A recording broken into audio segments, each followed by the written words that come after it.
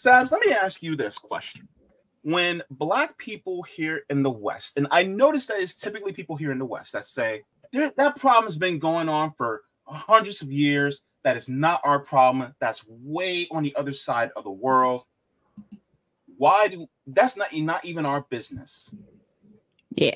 What do you say to Black people that say that? Because it's one thing for other people, non-Black people, to say it, but for Black people to say it, why do we express our solidarity? Why do we need to have solidarity with the Palestinian people? Yeah, I mean, it's an oppressed group of people, right? I mean, and Black people are oppressed. We had more oppression, in the past, but we still have oppression today. But it's another oppressed group of people by another group that's in power, but also because a lot of our Black revolutionary leaders also had solidarity with the Palestinian people. You had the picture of Huey P. Newton. The Black Panthers had solidarity with the Palestinian people. So did Malcolm X. So did Nelson Mandela. So did Kwame Ture. So did Angela Davis. And it's a part of our history in reference to when we talk about Black radicals and Black revolutionaries that we've had in this country. Those people weren't just a part of a national movement. That was an international movement. There were Black Panther chapters in places like South Korea. So I think a lot of people may not realize that was an international movement. Yeah. So, I mean, and also it means a lot to us because of the money that goes to Israel is our money, right? And so with that being said, I mean, why in the world wouldn't we have solidarity with an oppressed group, especially when the IDF literally trains the police force that we have here, and that same police force that gets trained by the IDF are the ones that are persecuting us here at home. And you can say, well, that's not as big of a deal until you realize, for instance, the young man that was killed by police that is neurodivergent, that's a young Black man. He was only 15. And so these are the same people that are trained by the IDF. Yep. And so when you see the same tactics used against Palestinians as used against us, well, I say we're both victims of the same system. We're both victims of the same group, essentially. We can talk about the water issue, too. You brought up the policing issue. There's also the issue with just having clean water, right? So one of the issues in Gaza is that 95% of the water is dirty. You also see that throughout the United States in some of these Black communities, particularly those in some of the rural parts of America, too. These little small communities that you may not have heard of, Denmark, South Carolina. I mean, everybody knows about Flint, Michigan, because it made national news. Mm-hmm. But there's also Denmark, South Carolina. There's also Jackson, Mississippi. That affects indigenous communities as well, too. How they will run these pipelines through those neighborhoods in particular, and just basically just poison the people, right? So that also involves resources. You can bring up policing, you can bring up access to quality resources, those types of things as well. But also the fact that our government is basically backing the oppressor. Mm-hmm. They're backing Israel. Israel is the one that has all the power. They control everything. And we've seen this time and time again. The US government is backing Nazis in Ukraine. Mm-hmm. They continue to back white supremacy. And that's both parties. That's the Democratic Party and the Republican Party. Mm-hmm. Yep. And so when people talk about what's going on there, I mean, there's so much overlap that there's no choice but for us to see ourselves within them, to see what's going, to see a parallel between how we're treated here and how they're treated there. And you know, it's crazy because a lot of times people will look at what's going on there, and it's like they just don't want to see the parallel.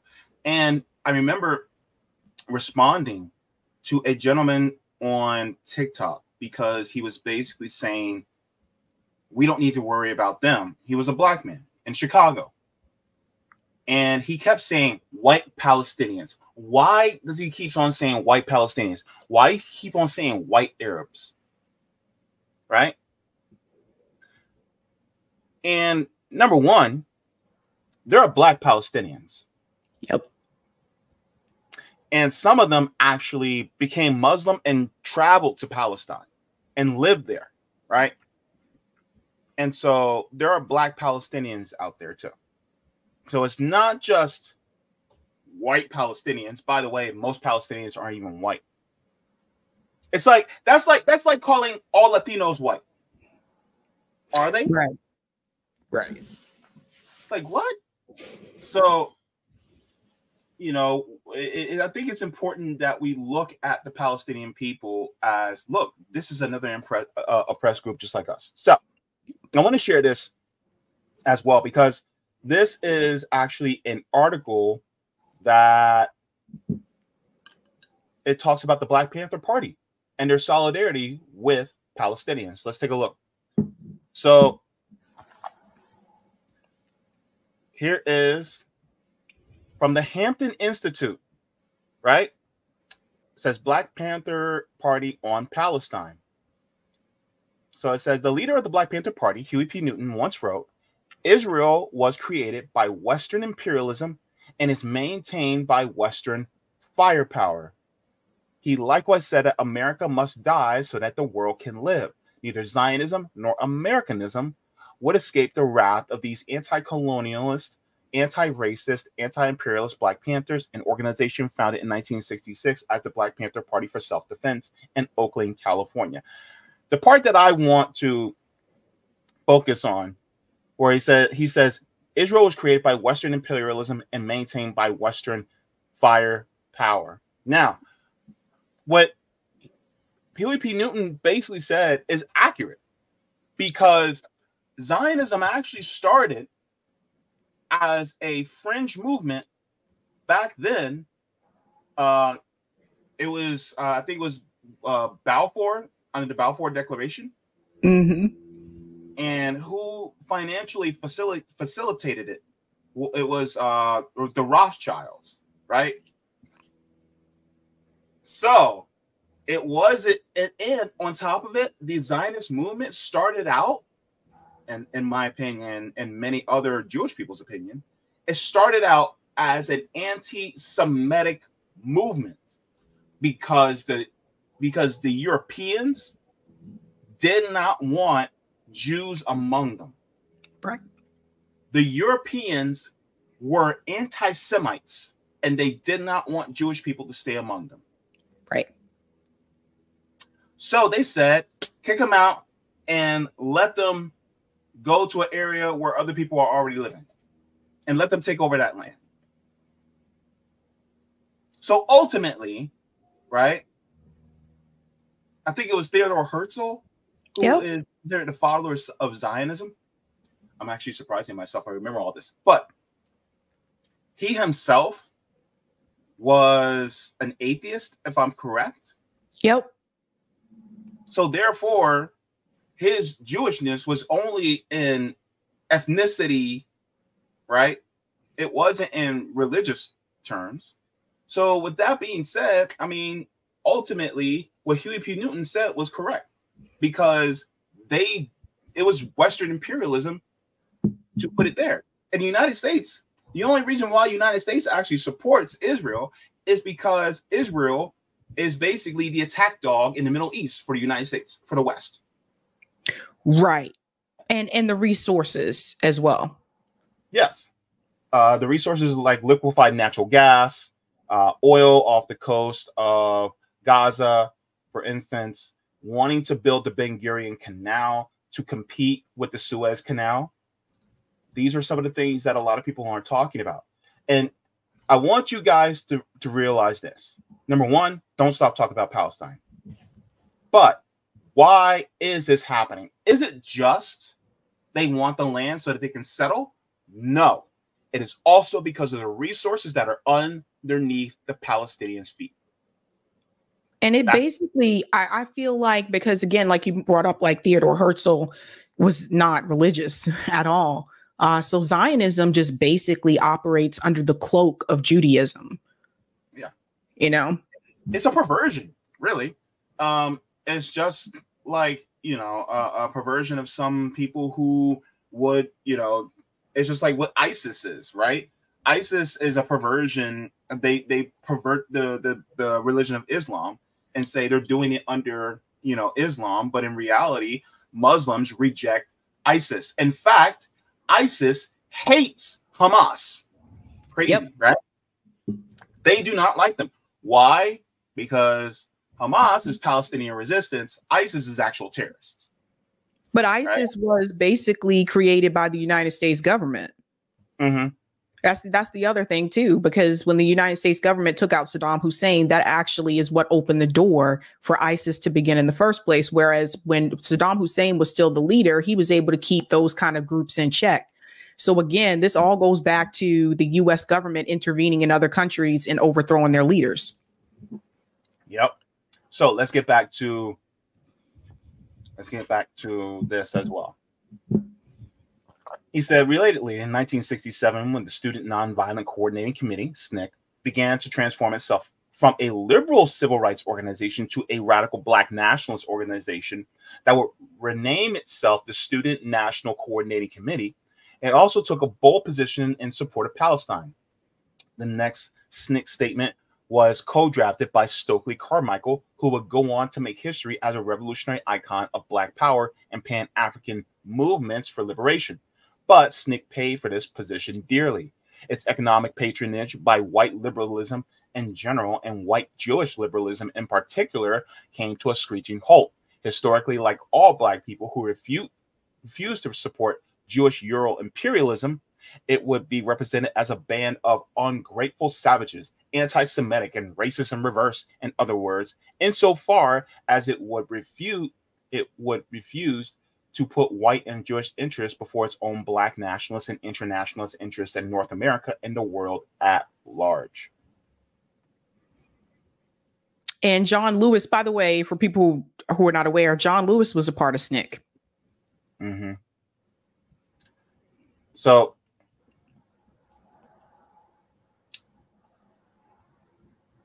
it says here, condemning Zionist imperialism and white colonial liberalism led to no crisis for the Black Panther Party. It was revolutionary rather than a reformist organization from its inception. The party issued at least 3 official statements on Palestine in the Middle East in 1970, 1974, and 1980, besides anonymous Black Panther articles promoting Palestinian liberation, as well as assorted PLO articles in the Black Panther Intercommunal News Service, a periodical with a global circulation of 700,000 copies weekly from its run from April 25th, 1967 to September 1980. So it says the first Black Panther Party statement in 1970 by Proclaim. This is what they say, quote, "We support the Palestinian struggle for liberation 100%. We will go on doing this, and we would like for all of the progressive people of the world to join in our ranks in order to make a world in which all people can live." Says the Panthers, end quote. The Panthers made a point to mention that they were in daily contact with the PLO. The PLO is the Palestinian Liberation Organization. Provocatively, via an office that they had opened in Algiers as an international section of the party. This statement was made as a press conference in 1970 and republished in 1972 as part of To Die for the People, the writings of Huey P. Newton. So I'm going to share this with you guys, but it's important to realize that the Black Panthers had solidarity, right? Because they saw within the Palestinians, they saw themselves. It's no different from us. We see the Palestinians within ourselves as well. So share that with you guys into the chat. And so I also want to share as well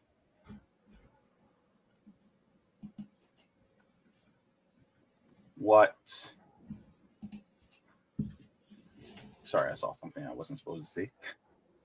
So I also want to share, yeah, I know, Sabs. I got problems. Let me see. So I want to share this as well. Now, this is from Nelson Mandela. For anybody who knows about Nelson Mandela is the first Black president of South Africa.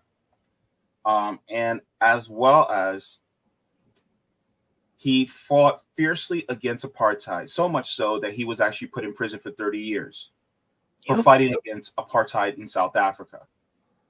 Nelson Mandela was also considered a terrorist. I think it was until 2008. I think he was on the terrorist watch list. Mm-hmm.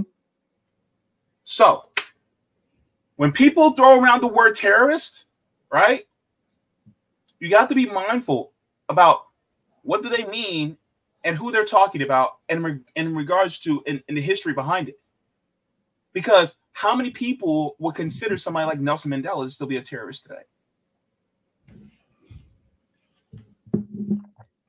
Some people considered MLK to be the same way.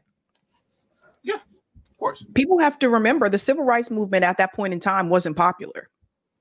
It was not. So this is Nelson Mandela back in the 1990s speaking. I just want to share this because this is going to be interesting. And this is why I'm going to tell you right now, before I start this is why these town halls are no longer, they're vetted so that people will keep up and support the State Department narrative. They did not vet the people in the crowd. And thankfully, because we got the results in the crowd, how many people typically in the country actually feel. So let's go. Those of us who share your struggle for human rights and against apartheid have been somewhat disappointed by the models of human rights that you have held up since being released in jail. You've met over the last 6 months 3 times with Yasser Arafat. Are these your models of leaders of human rights? And if so, would you want a Gaddafi or an Arafat or a Castro to be a future president of South Africa? Now, before we let him finish, he said Gaddafi, Castro, or Arafat. Yep. What is the similarity between those 3 men? Sabs, please. Well, Castro, like some people consider him to be a revolutionary. Mm-hmm. Right? Mm-hmm.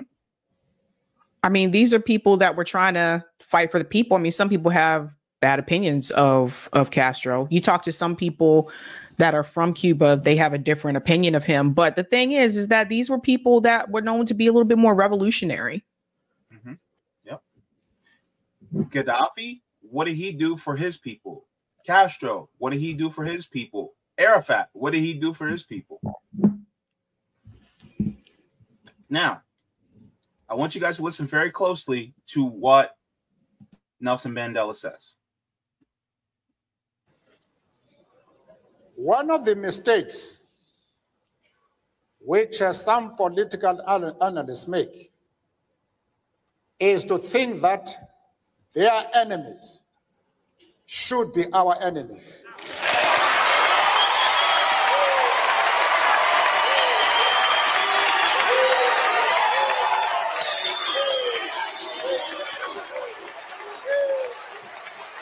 There you go. Any wonder why they vet people who are going to be in the crowd when they do town halls now? Yep. Because they don't want it to be, for instance, remember that one time where it was a debate between Hillary Clinton and Bernie Sanders made some statement and the crowd was roaring for Bernie. And you saw the face on Hillary Clinton. Yep. Right? Remember that?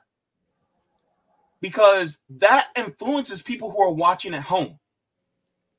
Yes. And so, I'm sorry, go ahead. No, it's true. I mean, the thing is like a number of our politicians right now actually will praise Nelson Mandela, right?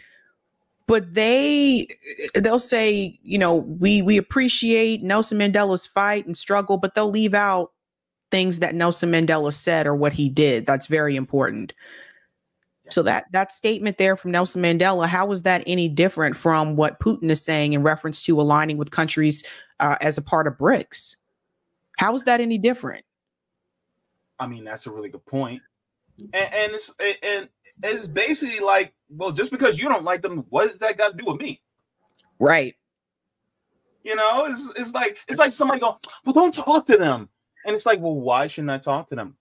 Well, because we don't like them. And it's like, well, just because you have a bad experience with them doesn't mean we're going to have a bad experience with them. I mean, what did you say? What did you do? Right. Yeah. And the audience, notice how many people applauded, right? Ooh. But you have politicians today actually, you know, being very, being very nasty towards China and Russia for saying the same thing. Right. But those same people will praise Nelson Mandela, but they'll leave this part out. Yeah. And the crazy part is, it's like, for what reason, what real valid reason do you have for actually wanting somebody like Nelson Mandela to be against them? And when you look at the history of what happened to Palestine, especially since it started out as an anti-Semitic movement in order to push Jewish people to a land that's already occupied, right? Already occupied. And then guess what? When the people who are already there resist being occupied, then you get mad at them resisting occupation. Right. And so then you expect us to be on your side when, like Nelson Mandela, he was resisting occupation. Yes, he was. And remember how long Nelson Mandela was in prison? What, 27 years? And Almost those same 30, politicians, like Joe Biden, Kamala Harris, they'll all acknowledge Nelson Mandela and his fight and what he went through, but they'll leave this piece out. But then they will call out the apartheid in South Africa, but they won't call out the apartheid in Israel. And that's because they're tied to the Israeli lobby. You see, there was no benefit. This is the thing I think people have to understand.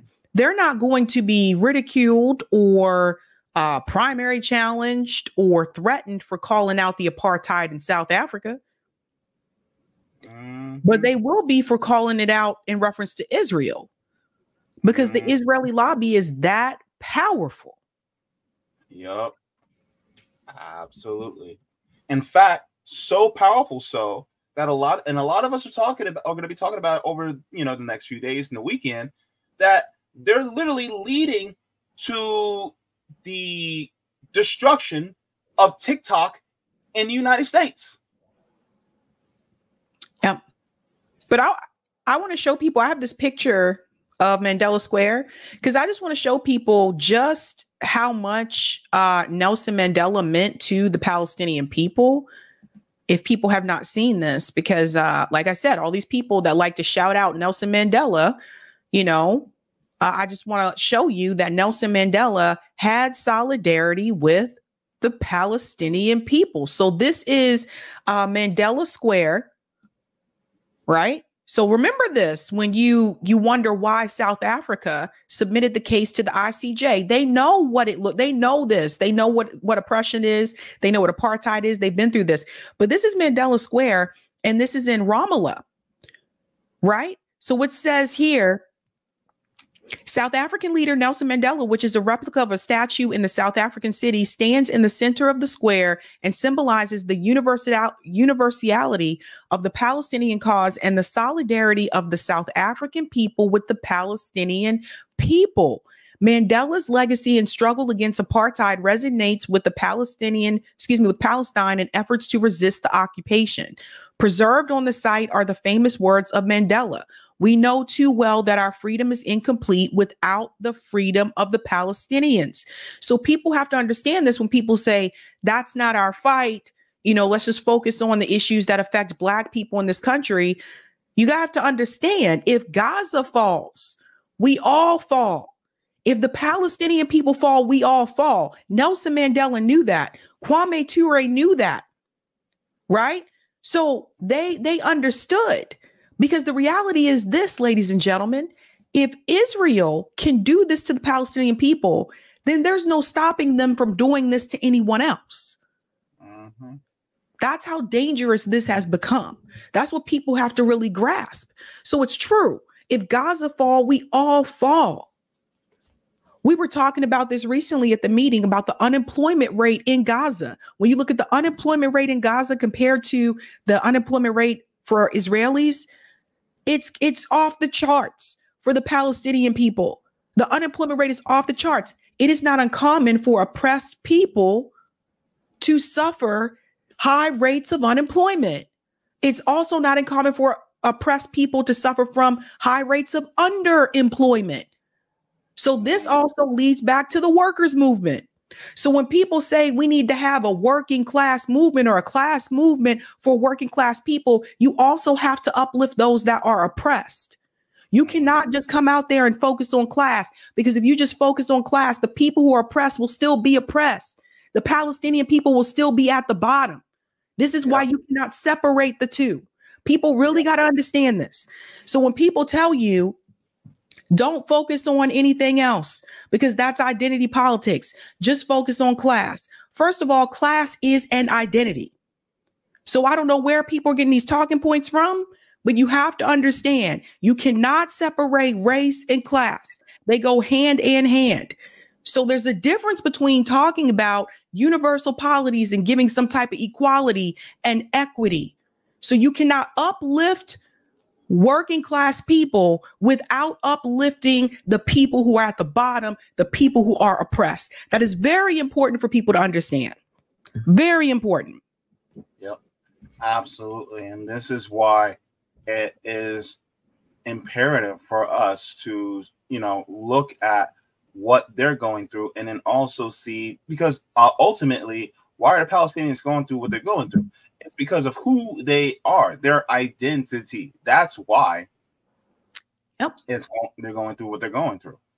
And people, some people will say, well, ultimately, look, if you can get that and stand with the Palestinians, you can also stand behind Black people in our fight for liberation as well. And that's another point. And I brought this up the other night when I was talking about the Candace Owens story. It's really interesting to me the number of people that are aware and will call out the oppression that the Palestinian people are experiencing. Mm-hmm. But those same people, not all of them, but some of those same people, when you change the subject, you change the group of people to Black people in this country, all of a sudden that's identity politics. All of a sudden, that's race baiting. So what you have to understand, people, is that this whole identity politics thing, that only seems to come out when people are talking about Black people and also when they're talking about LGBTQ people. All of a sudden, it's identity politics. Why is it not identity politics when you're talking about the oppression of the Palestinian people? So I want people to fully understand what's happening here. It is really easy to call out the oppression of the Palestinian people because the world's seeing it, right? It's on the world stage. It's easier to do that. Also, let's keep it real. For some people, their audience, right, is going to accept that information. For some of those people, their audience is not going to accept or receive the information that you tell them about Black people being oppressed in this country. So then that brings up this question. Is it really about identity politics or is it about catering to your audience and making money? We got to wake up, people. We got to wake up. It drives me crazy that some of these people, even some of them who have been to Gaza, they can call out the oppression and say they have dirty water, they have this, and these things are true. And JB and I have called these things out. These things are 100% true. Mm-hmm. But when you tell them about what's happening in Flint or Denmark, South Carolina, or Jackson, Mississippi, when you tell them that Black people, although we're 13% of the population, but we're 40% of the homeless population, oh, no, it's identity politics. Sabs, I want you to know what's happening. I'm gonna share this because I'm gonna ask you, what does this sound like? Okay, so here's this article here. This is from 972 Mag. It says, in the Jewish state, most prisoners are Arabs. Figures obtained by local call revealed that the number of Arab prisoners is more likely than twice the number of Jewish ones, even though they make up only, what? 20% of the general population. See? So, with that being said, it says proportion of Arab inmates among Israeli citizens stands at 43%, more than double their proportion of the general population. That basically means almost 50% of the population, but they're only 20% of the population of Israel. What does that? What does that sound like? 50% of the prisoners, but only a small part of the population. What does that sound like? Same problem you have with Black Americans in the United States. And the truth shall set you free. 13% of the national population. Mm-hmm. But how much percentage of the prison population? And how much percentage of the homeless population? Like 40%. Yeah. This is crazy. This is why. So you see the similarities, people. Mm-hmm. So I'm gonna read my tweet that I put out, because I think this is important. I said, some of y'all will see how Palestinians need liberation and express solidarity with them, as you should. But scoff at Black people when we express our need for liberation and reparations. This shows that your solidarity with Palestinians is just a trend because it's popular for now and will make you money or seem more moral. You don't stand with other oppressed people. Palestinians do need liberation, as well as Black people and all oppressed groups. You should stand with the oppressed people, not because it's trendy, but because it's the right thing to do. And the thing is that a lot of times you will see what Palestinians go through. And the crazy part is you'll look at what they go through. You'll see them getting shot in the street by the IDF. But the minute we talk about us being shot in the street, oh, well, you guys just need to do better. You guys just need to stop doing all the shooting in Chicago. Meanwhile, the police and the IOF are basically one and the same. They're interchangeable. So here's my thing. If you have solidarity with Palestinians, have solidarity with the rest of us too. But that's the grift, JB, because some of us, like RBN, we were talking about this issue over 2 years ago. Yes. And Nick interviewed, he had the Palestinian Network on RBN. We've been talking about this for quite some time, actually, way before October 7th. And to be fair, there have been other journalists that have talked about this issue, like Max Blumenthal covered this years ago. He wrote a whole book about it. He was over there in Gaza and stuff like that. Talked about this way before. Abby Martin, same thing. Dan Cohen, same thing. Have been talking about this for years. And then there are those who have just now started to discuss it because, like you said, it is a trending topic and they can make money off of it.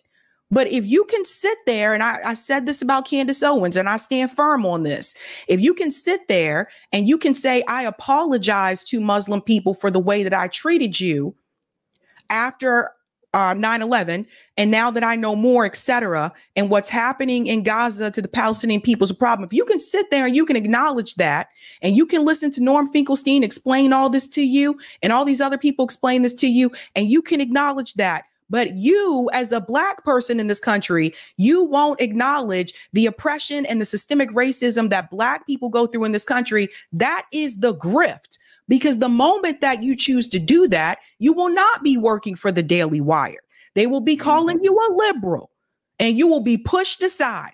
That is the grift. And I call that out to anyone.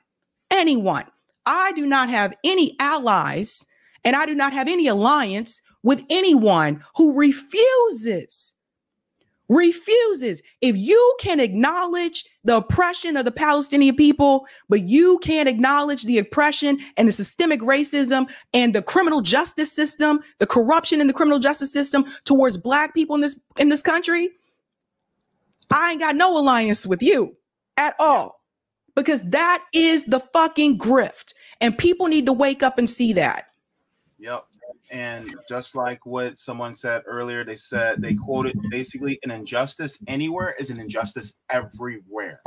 Right. And identity and class are intertwined, because look, you look at those statistics and go by identity in regards to the class issue, and guess what? It actually has a difference, meaning that class and identity are connected. So when people say, oh, don't talk about race, guess what? You're basically hamstringing the class issue in regards to how we're treated. You're hamstringing the class issue in regards to indigenous people. You're hamstringing the class issue in regards to Black people. You're hamstringing the argument in regards to LGBTQ people. How many LGBTQ kids are out there that are homeless on the streets because they're LGBTQ? Why? Because of their identity. I've said it before and I'll say it again, right? So that's why it's important to recognize people who, yes, they may have an identity and you may not even agree with it, but guess what? It's still a class issue, baby. That's the way it is. You can't run from it. So if you want to express class solidarity, well, now, as far as Black people, I'm going to share this real quick, because I know that you have to get going. You have a hard stop in a little bit. But here's Angela Davis as well as Palestinians. Oh, Lord. Birmingham, Alabama last February, after the Institute had at first rescinded the award due to your support for BDS, boycott, divestment, and sanctions movement, and your support of Palestinians. After outcry, the Institute reversed its decision. A lot has happened over the last period, including within the context of the Birmingham Civil Rights Institute. They have completely reorganized. They have reorganized their board. They have been involved in conversations with the community. Of course, as you know, the mayor of Birmingham was threatening to withdraw funding from the Institute. There was a generalized uprising in the Black community. And, you know, while at first it was a total shock to me that they offered this award to me and then they rescinded it, I'm realizing now that that was an important moment because it encouraged people to think about the meaning of human rights. And why is it that Palestinians could be excluded from the process of working toward human rights? Palestinian activists have long supported Black people's struggle against racism. When I was in jail, solidarity coming from Palestine was a major source of courage for me. In Ferguson, Palestinians were the first to express international solidarity. Pause it there, JB. Pause it right there. This is the point that myself, Afeni, and others have tried to make when people say Palestinian people never stood with Black people in this country. So we've gotten that criticism too. Okay, so for those that were a part of the George Floyd protests, no, that's not true. And that was the point that Angela Davis just made there. Mm-hmm. Absolutely. So this is why we have solidarity with them. And there's so much more. Like, for instance, there was a video about Kwame Ture actually talking about the history of Zionism and how it came about and his solidarity with the Palestinians. Unfortunately, due to the sake of time, I don't have time to get to it, but I do encourage you guys to look at what Kwame Ture also was saying about it. So, and then I had this one video, due to the sake of time, about, because people are touting, oh, Martin Luther King Jr., he was a Zionist, when in fact he was not. Right. You I can still have that. JB. Yeah. All right. So I just wanted to be respectful of your time, because because Savvy is a busy woman. You have to go. Still, you can still go after me. I just have the hard stop. But if you still want to go out, continue after me and show the video. Yeah. So I'm gonna share this really quick. This video is 2 minutes long. So, and then we'll get to what you're going to be coming up with. So I think you showed this video before as well. I think that's what's important. You shared this to a while back. Oh. So let's go. MLK embrace Israel. Does BLM embrace Hamas? Israel has the right to exist. MLK would be turning over in his grave right now. I wonder what MLK would think. Okay, let's talk about it.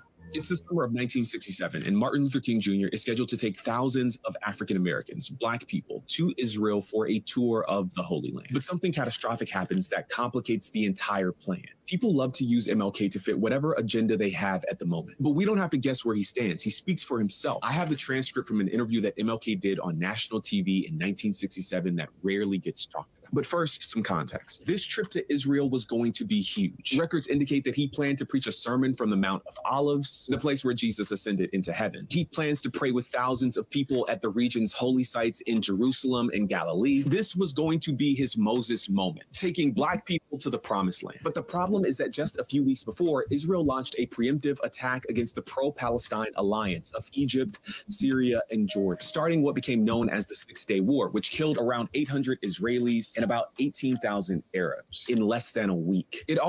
So in less than a week, 18,000. So it's always been disproportionate. Yep.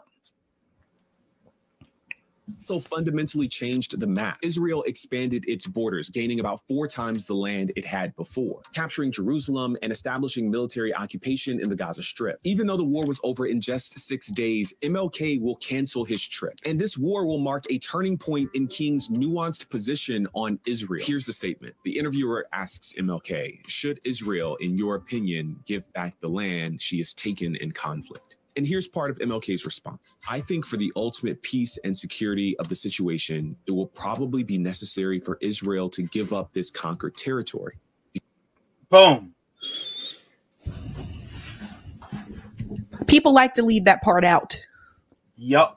They love to leave that part out. Let's continue just so that people can say, well, you didn't put it in context. All right, let's finish. Because to hold on to it will only exacerbate the tensions and deepen the bitterness of the Arabs. This moment offers profound insight into what King believed was necessary to achieve peace between Israel and Palestine. King's name and legacy are thrown around carelessly to justify all kinds of things, but in this instance, we don't have to guess what he thought. There it is. Yep. And so for anybody that says, oh, he was a Zionist, no, he wasn't. And a lot of the Zionists on Twitter, like Michael Rappaport and Noah Tishby, have been making that exact same claim that MLK was a Zionist. Yep. And he wasn't. And sure as hell, Malcolm X wasn't. We all know that. So, Sabs, thank you so much. You have yourself a great one. Peace out, JB. All right. Bye-bye. All right, everybody. So, let's get to the chat. You know, I think this was a great conversation to have, because a lot of times people always wonder, why are there so many Black people that are now expressing their solidarity with Palestine? Because we know what they're going through. It's just like, I'll put it to you just like this.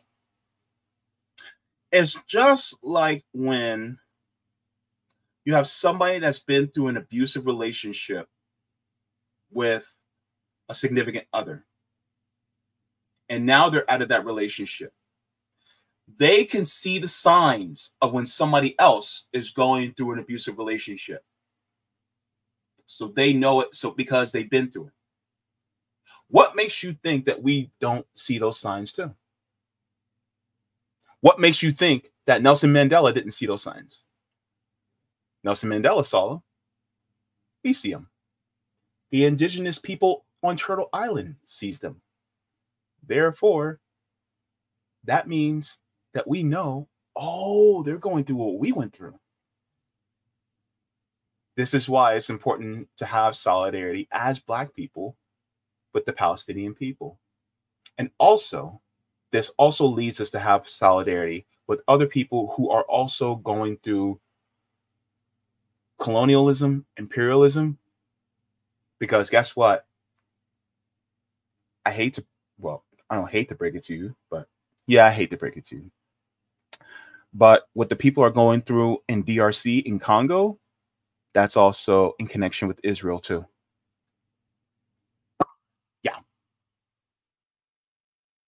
So with that being said, it is important to have solidarity with all oppressed groups around the world because, well, an injustice anywhere is an injustice everywhere. No one is free until we are all